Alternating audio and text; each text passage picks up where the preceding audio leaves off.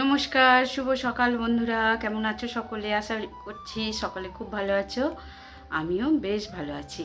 আমার সারাদিন পরিবারে তোমাদেরকে জানাই অনেক অনেক অনেক স্বাগত।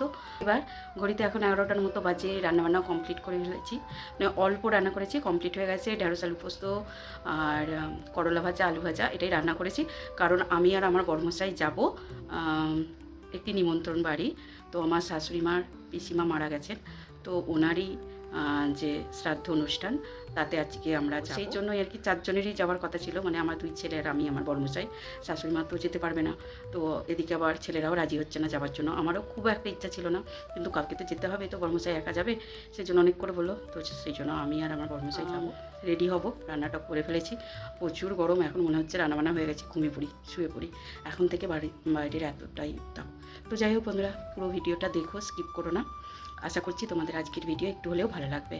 আর প্লিজ ভালো লাগলে কী করতে হয় সকলেই জানো, একটা লাইক করো প্লিজ বন্ধুরা। তোমরা কমেন্ট করছো না, একটু যাতে আমার রিচটা বাড়ে, একটু কমেন্ট করো। আর পুরো ভিডিওটা দেখো স্কিপ না করে, তোমাদের কাছে আমার একান্ত একান্ত একান্ত অনুরোধ রইল। তো যাই হোক, পরে আবারও দেখা হচ্ছে তোমাদের সাথে।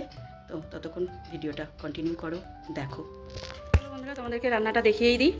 বললাম না, রান্না একদম অল্প করেছি। ভাত এখানে আছে, এখানে আছে তোমার করলা ভাজা, এটা হচ্ছে করলা ভাজা, আর এখানে হচ্ছে ঢেঁড়স আলু পোস্ত।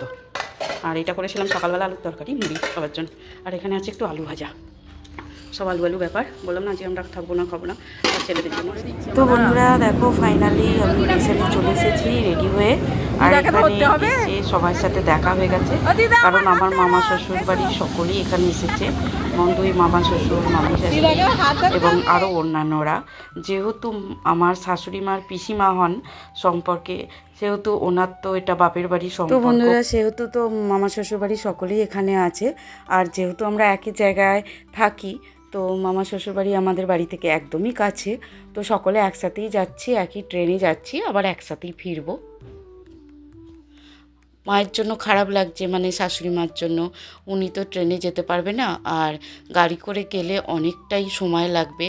আর সবাইকে তো গাড়িতে নেওয়া যাবে না, মানে সবাই গাড়িতে ধরবে না। সেই জন্য আমরা ঠিক করলাম যে আমরা সকলে মিলে ট্রেনেই যাব। আর ট্রেনেই সুবিধা, যেহেতু লজ ভাড়া করা হয়েছে, সেহেতু। তো যাই হোক, আমরা একটুখানি এখানে ট্রেন দাঁড়িয়েছে শেওড়াফুলি স্টেশনে।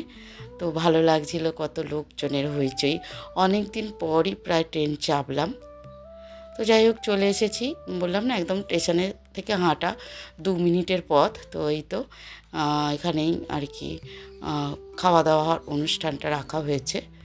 আর ইনি হচ্ছেন আমাদের সেজ দিদা। তো আগের, মানে গত বছরই তিনি আমাদের বাড়ি এসেছিলেন, একটা বেলা থেকেছিলেন। ভাবাই যায় না, এটাই হচ্ছে কাহিনী। মানুষের মানে কোনো গ্যারেন্টি নেই, আজ আছে তো কাল মানুষ ইতিহাস হয়ে যায়। তো ভালো লাগছিল না, তবুও কিছু নিয়ম থাকে যার জন্য আসতে হয়। তো এসেছি। আর বাড়িতে যাইনি, এখানেই আমরা এসে একটু জল কিনলাম, ঠান্ডা জল। কারণ ওখানে কোনো জলের ব্যবস্থা দেখলাম না, যে এত দূর থেকে গেছি, একটু যে জল পিপাসা পেয়েছিল সকলেরই, তার জন্য একটু দোকানে এলাম। আর এখান থেকে বড়মশাই আর এক জায়গায় গেল, দিদাকে মালা পরানো হবে বলে 2টো রজনীগন্ধার মালা নিয়ে আসতে গেল। ওখানে দাদু আর দিদার দুজনেরই ছবি ছিল, সেই জন্য আর কি 2টো মালা নেব, নিয়ে আবার আমরা লজে যাব। এটা হচ্ছে কোন্নগর, একদম স্টেশন থেকেই 2 মিনিটের হাঁটা পথ। তো যাই হোক, আমরা মালা নিয়ে চলে এসেছি। আর এই দেখো, আমি টুম্পা দুজনে মিলে একটু দিদাকে প্রণাম করব মালা পরিয়ে।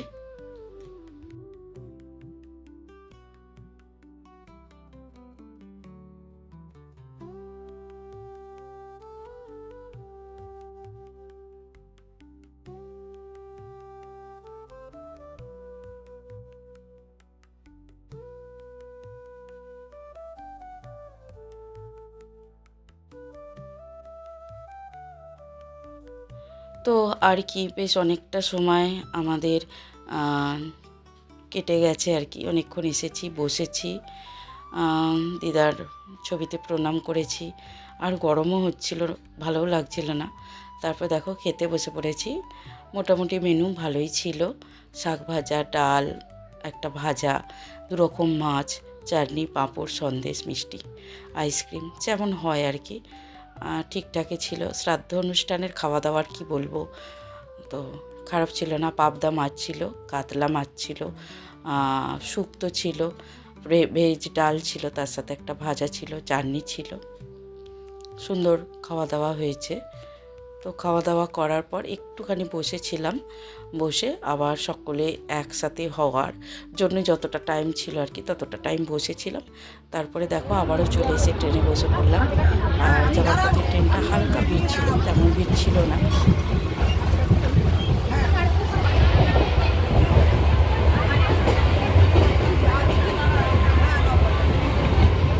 তো যাই হোক, আমরা চলে এসেছি সিঙ্গুর স্টেশনে। ওখানে আমার বড়মশাই গাড়িটা মানে বাইকটা আনতে গেল, আর এদিকে টোটো করে মামা শ্বশুরদের বাড়ি সকলে টোটো করে এগিয়ে গেছে। তারপর আমরা আমাদের ভটভটিটাকে নিয়ে বেরোলাম।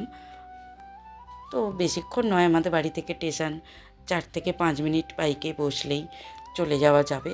তবে এই গরমে কারোরই হাঁটার ক্ষমতা ছিল না, তো সকলেই টোটো করে নিয়েছিল। তো দেখো দুটো, একটা সোডা ওয়াটার আর একটা কোল্ড ড্রিঙ্কস নিয়ে বাড়ি ফিরলাম। প্রচুর তো যাই হোক, পুরো দিনটা এইভাবেই কাটলো। ব্লগটা তাহলে এই পর্যন্তই রাখলাম বন্ধুরা। প্লিজ ভালো লাগলে লাইক, কমেন্ট, শেয়ার, সাবস্ক্রাইব করে পাশে থেকে যেও। আবারও তোমাদের সাথে দেখা হবে নতুন আরও একটা ভিডিওতে। ততক্ষণের জন্য সকলে খুব ভালো থেকো, সুস্থ থেকো, সাবধানে থেকো। টাটা।